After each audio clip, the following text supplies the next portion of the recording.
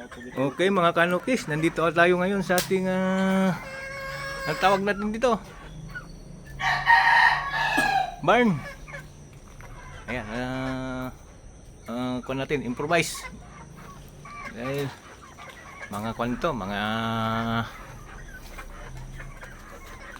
dalawa yung super brown red ko rito. Ayan, 4 months na sila. May super brown red din na SBR natin na yan. Yan tatlo na yan. Ano yan? Super brown red. Then yun nandun sa dulo, yun naman kung siya raptor. Sweater raptor. Ang pares niya dati ito. Pares ni raptor, saka yung lalaki dun.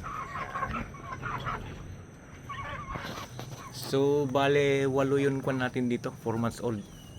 2, 4, 6. Ayan, yung 6 dyan sa dulo.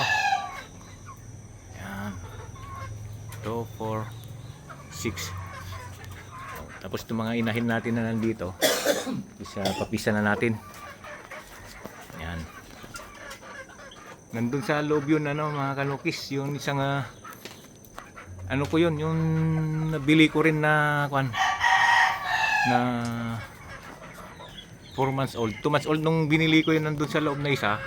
Ayun, tumatalawak na, naririnig nyo ang tawag dito, look at them guys. Ano yun, kwan siya, yung Gilmore Huts nasa loob, at kukunan natin, puntahan ko. So ito SBR ko, nandun yung kasama niya na SBR din, at nandyan yung SBR din na isa. So dalawang SBR dito na lalaki, saka yan itim SBR. So yan yung raptor. Medyo ano kasi ang klima natin dito, malamig mga kanokis, kaya yung iba dyan is nanlalamig yan. Ayan, lupay pa yung pakpak ng isa na nabasa kanina. Sana so, maulan dito. Dito lang sila para matibay sila pag lumaki na. At sige, pupunta natin yung yung ko doon sa loob. Yung tinanggal ko yung ko dito, yung Gilmore Huts ko kasi matapang na siya. Puntan natin. Medyo madilim na kanukis, nandito yun ko, yung sinasabi ko na yung tumitilawak na isa kong Gilmore Huts. Silawam kads. Silawam. Ayan, umuulan mga kanukis. Meron tayo dito white kelso. Ayan. Nanganak na yan. Tapos ito kung din ito kads no, sweater ba ito? Yung round head. Yung round head. Tilawan natin mga kanukis, medyo madilim na kasi maghahapon na. Ayan. So nandito yung yung isa kong ingatong lang, taas ilaw. Ito yung ko.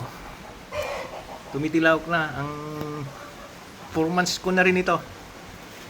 Yung ko to, Gilmore Huts. Ito white kelso, nanganak na ito. Ito isa, nanganak na rin ito. Yung tawag dito, cads, crown head. Then nandito pa yung white kelso ko na inahin din. Tapos yung isa na white kelso, yan. At saka ito yung nanalo ng 1 time. So siniperate ko muna para makapagpahinga siya at marami siyang naparisan dun sa kabila. So yan.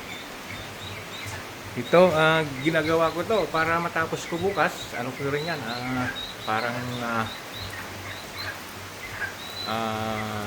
range din nila pag natapos yan. Okay mga kanukis, hanggang dito muna at hapon na. Okay.